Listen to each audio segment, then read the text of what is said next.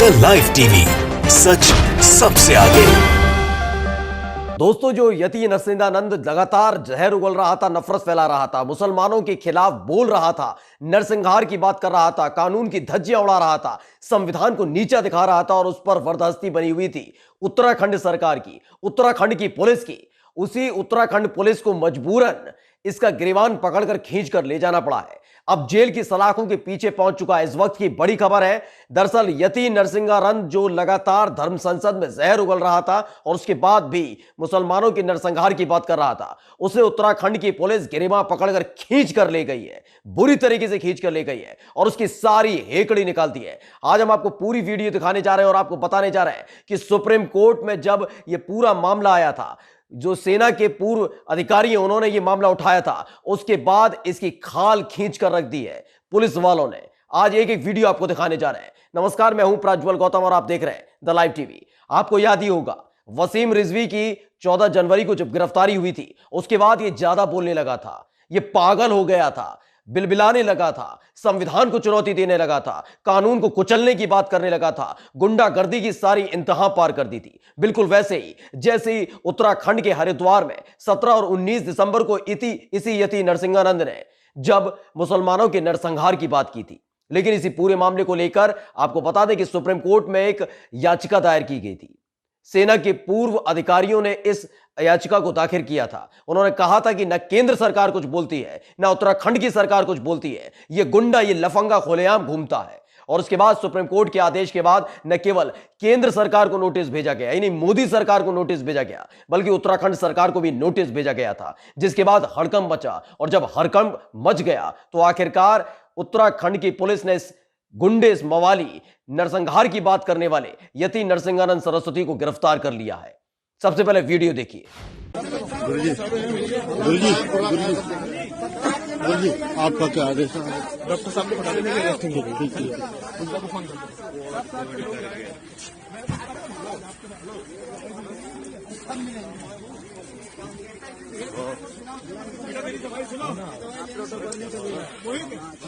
महाराज जी सब खाए जाएंगे तुम्हारे।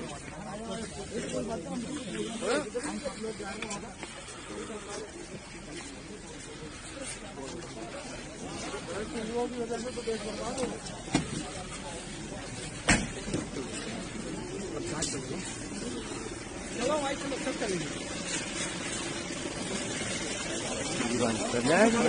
वीडियो बनाओ। कौन से थाने में आ रहे हैं पूछो ना।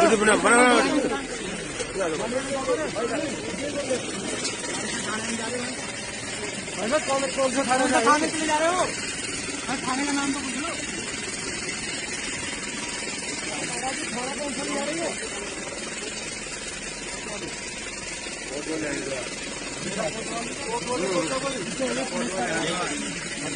किसी क्षेत्र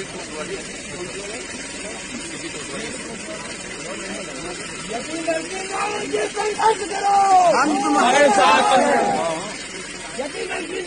संघर्ष करो, हम तुम्हारे साथ हैं। हर हर। देर रात यह गिरफ्तारी हुई है जब यति नरसिंहानंद के घर के पास पुलिस पहुंची। पहली ही फुर्सत में उसे गिरफ्तार किया। वो माहौल बनाने की कोशिश कर रहा था, लेकिन गिरबान पकड़कर गाड़ी में घसीटते हुए उत्तराखंड की पुलिस इसे ले गई, क्योंकि मामला अब मोदी सरकार और साथ ही उत्तराखंड सरकार यानी पुष्कर धामी की सरकार के ऊपर है। क्योंकि सुप्रीम कोर्ट ने ऐसी लताड़ लगाई है, ऐसी फटकार लगाई है, उसके बाद मुंह दिखाने के काबिल नहीं रही है सरकारें। क्योंकि जो नरसंहार की बात करता था, गुंडागर्दी की बात करता था, मवालीपन की बात कर रहा था, उसी के ऊपर ये सरकारें आशीर्वाद बनाए हुई थी। वो हंसी ठिठोली करता था।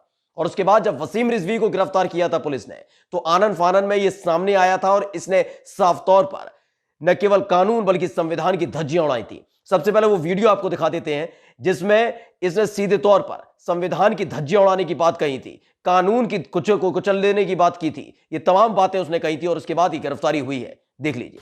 हथियार उठाए बिना धरती की कोई कौम ना तो बच सकती है और ना ही कभी बचेगी।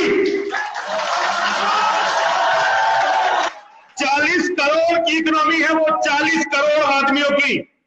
तुम 100 करोड़ हो, तुम्हारे यहां बच्चे नहीं है, आर्थिक ताकत अब उनके पास चली गई। हिंदू संगठन अपडेट नहीं हुए।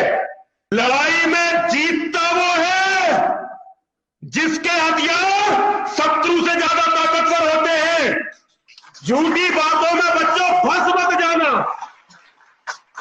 ज्यादा से ज्यादा बच्चे और अच्छे से अच्छे हथियार यही तुम्हें बचाने वाले हैं।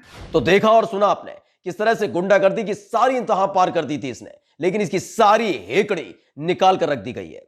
अब इसकी एक एक पुर्जे को कसकर रखा जाएगा, बिल्कुल वैसे ही जैसे कालीचरण की एक एक पुर्जे को कस दिया गया है, एक एक पेज कस के रख दिए गए हैं, बिल्कुल वैसे ही जैसे वसीम रिजवी जैसे बड़बोले के एक एक पेज कस के रख दिए गए। अब बिलबिलाहट लगातार बढ़ती जा रही है। धर्म संसद के अंदर जहर उगलने वाले, नफरत फैलाने वाले ऐसे तथाकथित संतों के खिलाफ लगातार कार्रवाई हो रही है। लेकिन यह कार्रवाई इतनी आसान नहीं थी दोस्तों। इस कार्रवाई के पीछे एक लंबा संघर्ष भी है।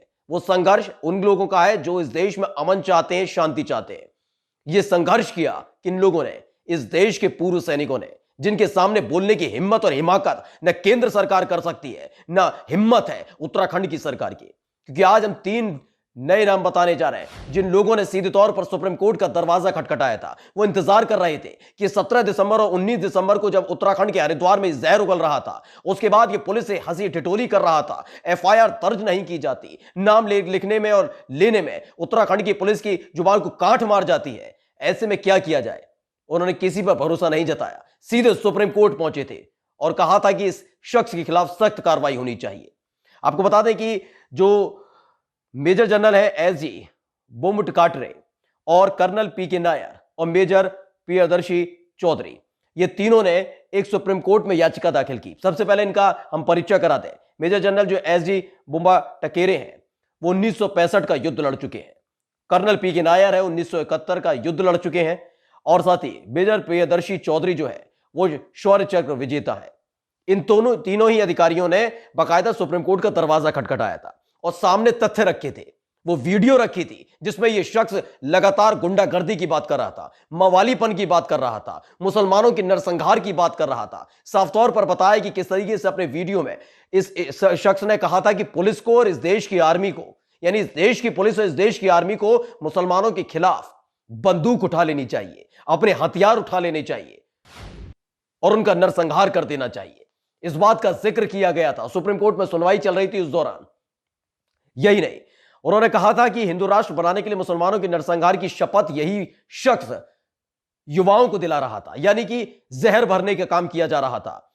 और जो इस देश के संविधान के अनुच्छेद 19 का सीधे सीधे उल्लंघन है, यह पूरी सुप्रीम कोर्ट की सुनवाई में रखा गया था। वीडियो एक सबूत के तौर पर रखी गई थी, जिसको सुनते ही सुप्रीम कोर्ट ने भी पहली ही फुर्सत में केंद्र सरकार को फटकार लगाई, उत्तराखंड की पुष्कर सिंह धामी की सरकार को फटकार लगाई, जिसकी पुलिस लगातार इन्हीं मवालीपन करने वाले, नरसंहार की बात करने वाले यति नरसिंहानंद हो, अनुपमा मां हो, या फिर वो तमाम जो लोग थे तथाकथित जो उस धर्म संसद में जहर उगल रहे थे, उनके साथ हंसी ठिठोली कर रहे थे, उन्हें फटकार लगाई है, लताड़ा है जमकर। और उसके बाद क्या हुआ? आखिरकार मजबूरन सुप्रीम कोर्ट की इस कार्रवाई के बाद कार्रवाई करनी पड़ी, अपने लाडले पर कार्रवाई करनी पड़ी है मोदी सरकार को। पुष्कर सिंह धामी को अपने लाडले पर कार्रवाई करनी पड़ी है, जो उत्तराखंड की फिजाओं में मौज काट रहा था, मस्ती कर रहा था। उसे पहली ही फुर्सत में गिरफ्तार करना पड़ा है। पहले वसीम रिजवी की गिरफ्तारी 14 जनवरी को हुई। जब 14 जनवरी को गिरफ्तारी हुई तो इसने सीधे तौर पर संविधान के खिलाफ जहर उगलना शुरू कर दिया, इस देश के कानून को कुचलने की बात करने लगा, गुंडागर्दी की बात करने लगा। लेकिन दूसरे ही दिन यानी देर रात इसकी गिरफ्तारी हो गई है। 15 जनवरी को तकरीबन 10:30 से 11 बजे के करीब इसकी गिरफ्तारी हुई है। इसके गिरबान को पकड़कर खींच कर ले गई उत्तराखंड की पुलिस और इसको इसकी हैसियत याद दिला दी है। जो जहर उगलता था वो गिड़गिड़ाने लगा था, हेकड़ी सारी निकल चुकी थी, आंखों में आंसू थे, रहम की भीख मांग रहा था। ये है यति नरसिंहानंद जो हिंदुओं को बरगलाता रहा। सुप्रीम कोर्ट ने केंद्र सरकार और जैसे ही उत्तराखंड सरकार को ये फटकार लगाई, उसके बाद ये कार्रवाई हुई है। समझा जा सकता है दोस्तों कि किस तरह से ये वरदस्ती बनाए हुए थे, वरना 17 दिसंबर को और 19 दिसंबर को जो जहर उगल रहा था वो 1 महीने तक गिरफ्तार नहीं होता। वही आपको याद होगा कि जैसे ही छत्तीसगढ़ में हुई धर्म संसद में कालीचरण नाम के शख्स ने, जो खुद को संत कहता था, उसने महात्मा गांधी के खिलाफ जब जहर उगला था, 2 दिन के अंदर न केवल गिरफ्तारी हुई बल्कि मध्य प्रदेश के खुजराव से गिरेबां पकड़कर खींच के ले आई थी छत्तीसगढ़ की पुलिस। लेकिन 1 महीना बीत चुका है, भाजपा की सरकार शासित दोनों ही राज्यों की हिम्मत नहीं थी, ना उत्तराखंड की हिम्मत सरकार की हिम्मत थी, ना ही उत्तर प्रदेश की योगी सरकार की हिम्मत थी कि इस गुंडे, इस मवाली को गिरफ्तार कर सके। लेकिन जब सुप्रीम कोर्ट का दरवाजा खटखटाया गया पूर्व अधिकारियों की तरफ से, सेना के पूर्व अधिकारियों की तरफ से। उन्होंने बताया कि किस तरह से पुलिस को बरगलाया जा रहा है, किस तरह से सेना का नाम घसीटा जा रहा है, कैसे उन्हें उकसाया जा रहा है कि मुसलमानों का वो नरसंहार करें, हथियार उठाए मुसलमानों को मारे। उसके बाद ये कार्रवाई शुरू हुई है, क्योंकि सुप्रीम कोर्ट ने पहली फुर्सत में मोदी सरकार से सवाल पूछ लिया उत्तराखंड की सरकार से कि आखिर ये क्यों नोटिस भेजा गया है दोनों ही सरकारों को, और ये कार्रवाई हुई है। यानी कुल मिलाकर यति नरसिंहानंद के अब बुरे दिन शुरू हो चुके हैं। जो कल तक चीखता था, चिल्लाता था, मुसलमानों के नरसंहार की बात करता था, कानून की धज्जियां उड़ाता था, संविधान को नीचा दिखाता था, उसकी हेकड़ी निकल चुकी थी, क्योंकि उसे मालूम है अब उसकी अच्छे से खातिरदारी होगी। उसकी एक एक परत को उधेड़ कर रख दिया जाएगा, उसके एक एक पुर्जे को कस दिया जाएगा। नमस्कार।